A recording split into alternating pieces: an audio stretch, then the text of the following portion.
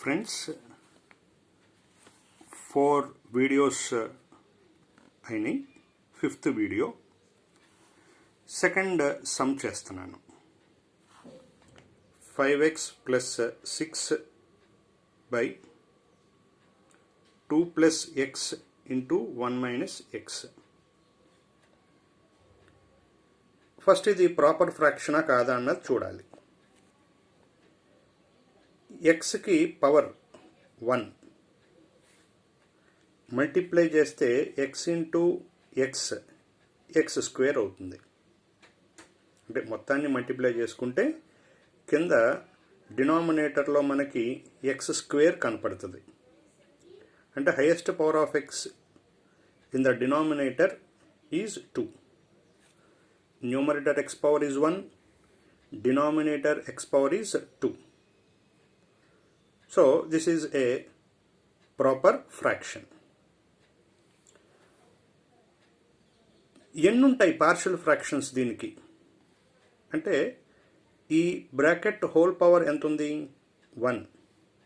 ఈ బ్రాకెట్కి whole power 1 ఉంది. అంటే 2 పార్షియల్ ఫ్రాక్షన్స్ ఉంటాయి.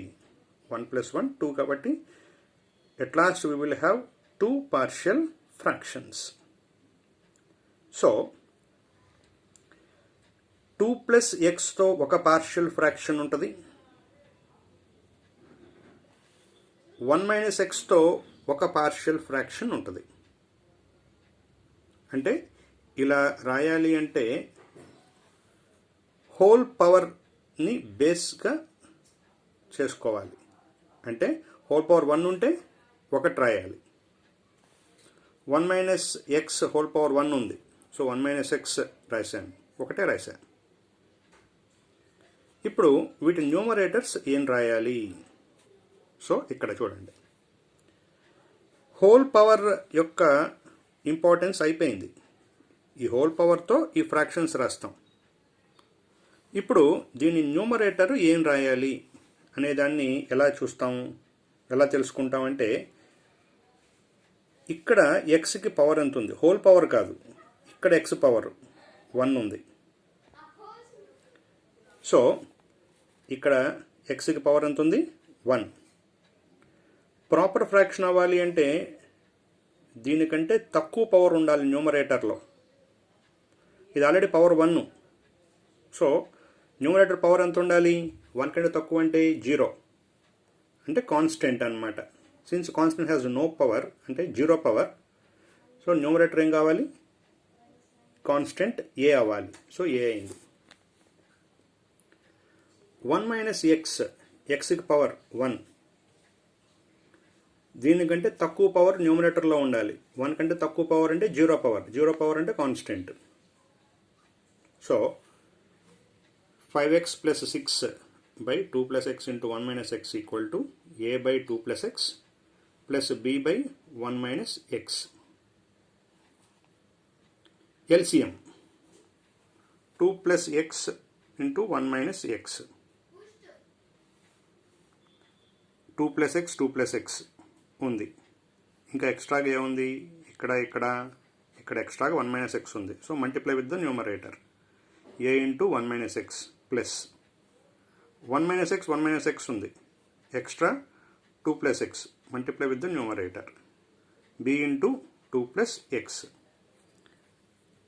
అంటే సింపుల్గా ఇంకో రకంగా చెప్పచ్చు, 2 ఫ్రాక్షన్స్ ఉన్నప్పుడు LCM just cross multiplication A into 1 minus x plus B into 2 plus X.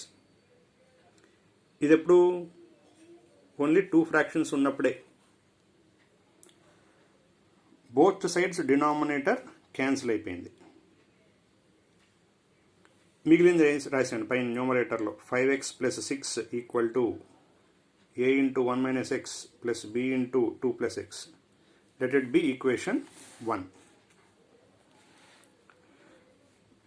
మనం ఎప్పుడు కూడా ఈ ఏబి వాల్యూస్ రావాలి అంటే ముందు సూటబుల్ వాల్యూస్ ఇవ్వాలి. Suitable values. సూటబుల్ వాల్యూస్ అంటే ఏంటి? ఈ డినామినేటర్ చూడండి 2 plus X. So 2 plus X equal to 0 అంటే ఎక్స్ ఈక్వల్ టు ఏమవుతుంది? -2. సో అది పెట్టాను, అంటే దీనికి సూటబుల్ వాల్యూ -2, దీనికి సూటబుల్ వాల్యూ 1 - x = 0, అంటే x = 1. సో x = -2 పెట్టాను.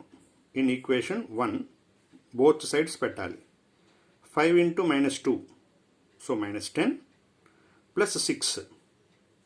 -10 + 6 అంటే 4 = x బదులు -2 పెడుతున్నాను కాబట్టి a × 1 - x బదులు -2 plus b × 2 + -2. 2 - 2 0, minus into minus plus 1 + 2 3, 3a. 3a = -4. 3 multiplication, షిఫ్టింగ్లో division కాబట్టి a = -4/3. ఏ వాల్యూ వచ్చేసింది. నెక్స్ట్ సూటబుల్ వాల్యూ అంటే నెక్స్ట్ ఫ్రాక్షన్, ఇది 0కి ఈక్వల్ చేస్తే, అంటే 1 - x = 0 చేస్తే x = ఎంత వస్తుంది? 1. అదే సూటబుల్ వాల్యూ. ఈ ఈక్వేషన్ 1లో బోత్ సైడ్స్ పెట్టాలి. 5 1s are 5 + 6, x బదులు 1 పెట్టాను.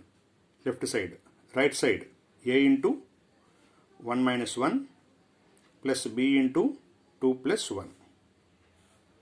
5 1s are 5 + 6 అంటే 11. 1 - 1 0, సో ఇదంతా 0 అయిపోతుంది. 2 + 1 3. 11 = 3b. 3 మల్టిప్లికేషన్ షిఫ్ట్ అయితే డివిజన్, సో b = 11/3. ఈ ab వాల్యూస్ తీసుకెళ్ళి ఇక్కడ రీప్లేస్ చేస్తే ఆన్సర్ అయిపోయేటట్టే. సో